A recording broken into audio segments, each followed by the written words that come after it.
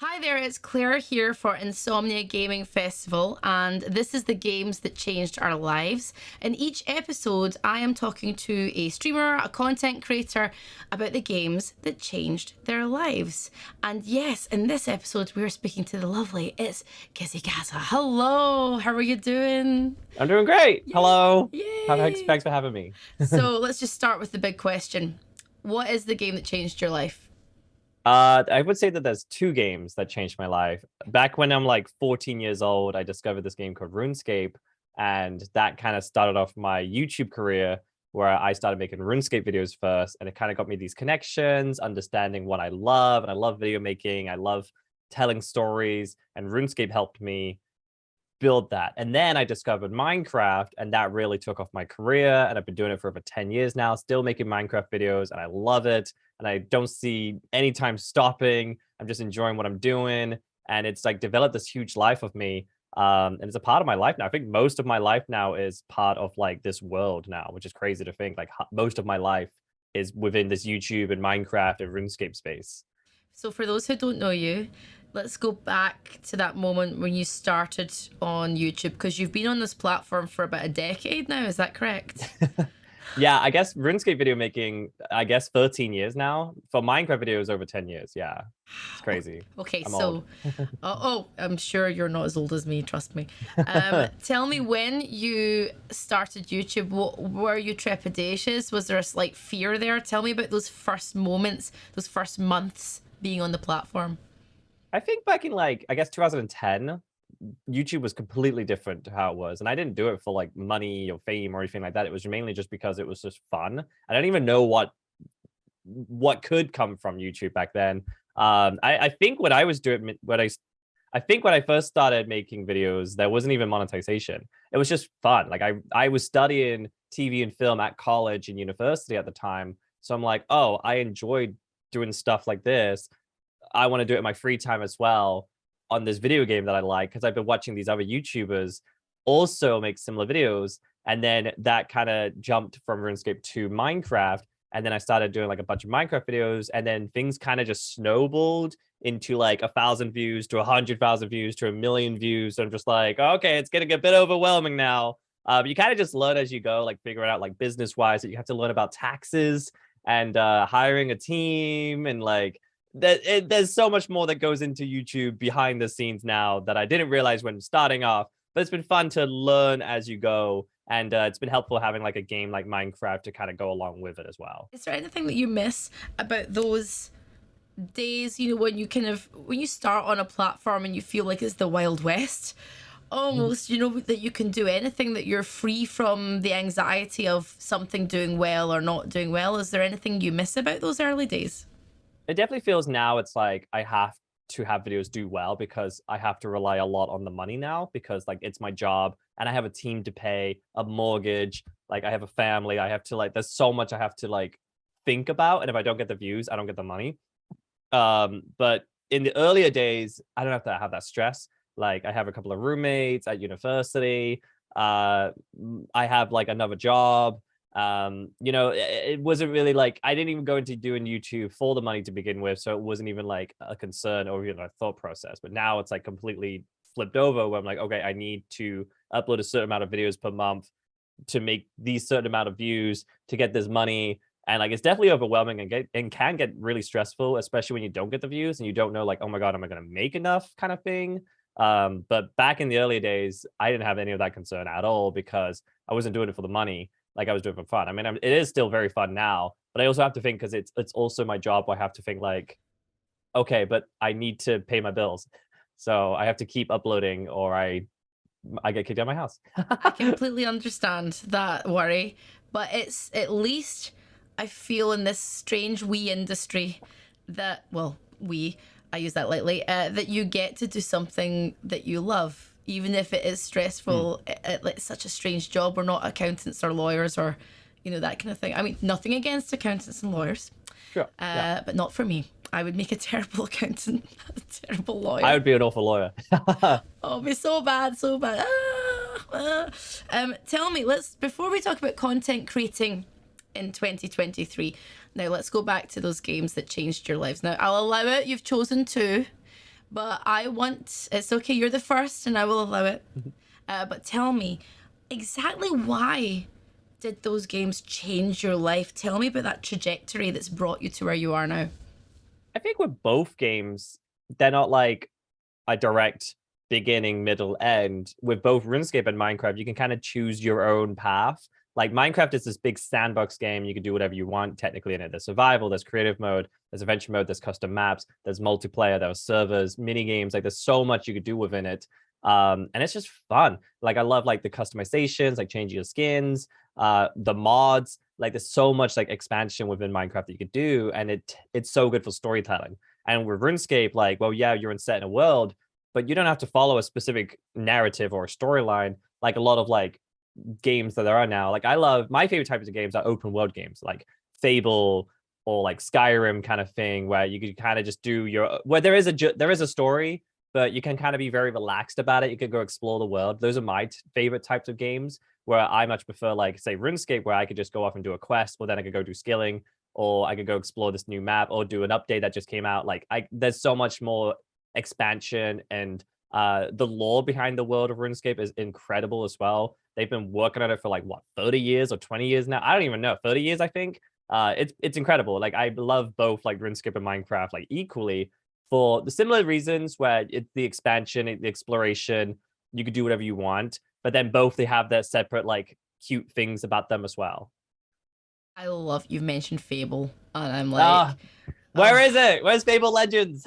please don't even. Oh my god, you mentioned Fable. I'm like, you're my new best friend. This is great. Oh my god, love Fable It's so so much. good, but they like teased Fable Legends like 4 years ago, and then they just walk away from it. Like, why would you hurt us, the fans? Why would you Exactly. do that? What are you doing to us? Like, let's not go on Yeah, a let's rant. move on. Let's move We're on. Let's moving on. move We're on. moving on. But do you think if you had not found those games, do you think you would still somehow find what you were doing now?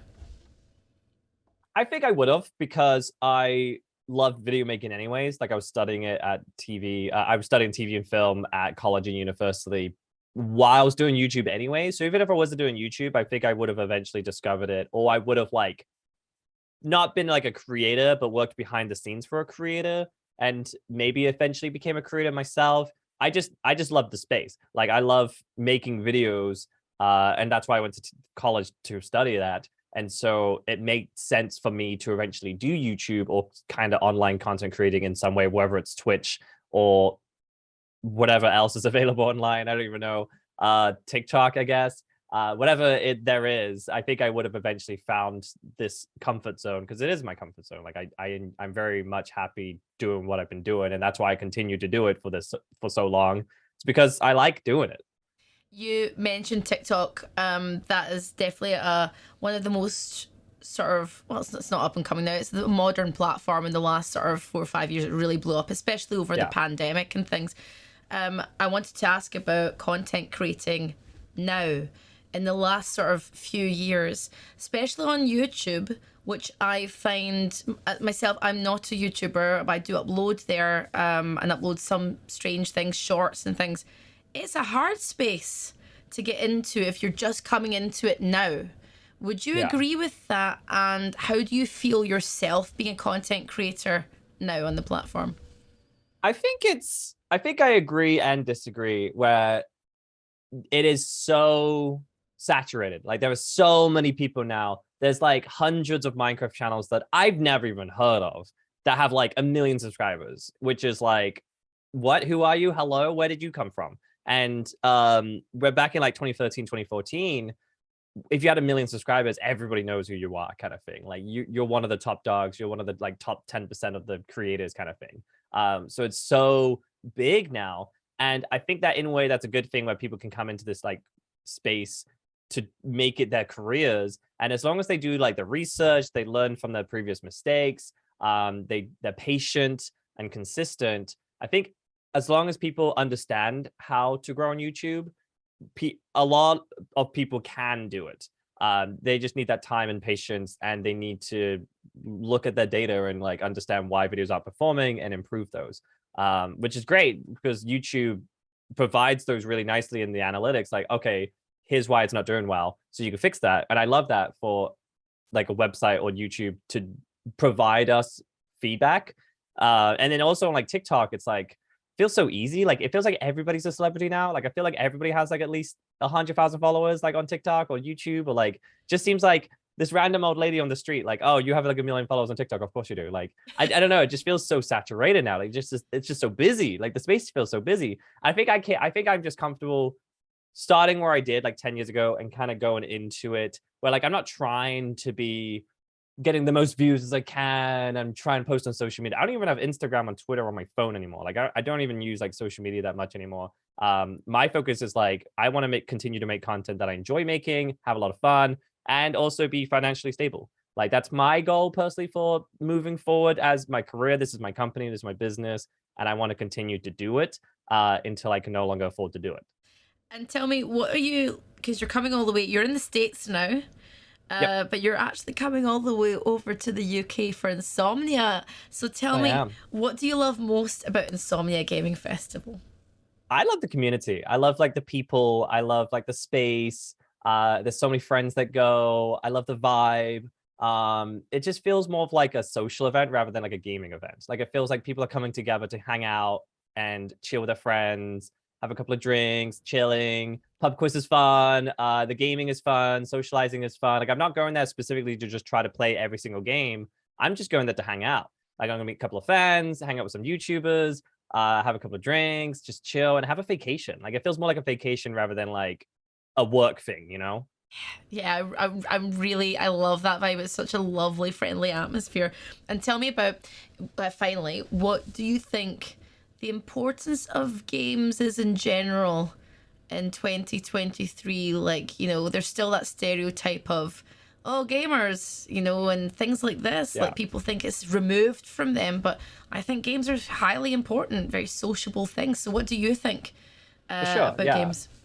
I think games are great to bringing people together for sure. And I also think it's really good for like escapism, especially with how kind of crazy the world is like right now. With the last like 4 to 6 years, it's kind of weird out there. So games is just kind of nice to like, hey, I'm gonna close my blinds and just go into this world for a couple of hours rather than think about what's going on out there. And especially like multiplayer games, you could play like Among Us. Like during the pandemic with Among Us, like all of my friends, oh my god, I needed that game. Animal Crossing came out during the pandemic. Oh my god, I needed that. Like literally games was such a great like distraction and escapism like during the pandemic. Like Animal Crossing, Among Us, Minecraft and Runescape. I need those games. And it's also like if I'm overwhelmed with work or there's a lot of stress in my life, I'll go to a game because I want to just distract myself. It's a great like escapism for me. It was lovely chatting to you. I've really enjoyed these interviews because I get a different thing from each person. And what I really loved about this one is, you've been doing this for a long time. You know your stuff. You know how to do this. This is your work. It's your business. It's your Yeah. life. And you're serious about it and very honest about earning money from it and all that. But I can see that you still love it and you're still very passionate about it and that you're very passionate about the community and the space. And that I think is very inspirational. So thank you very much for talking to me. Thank you. Thank you.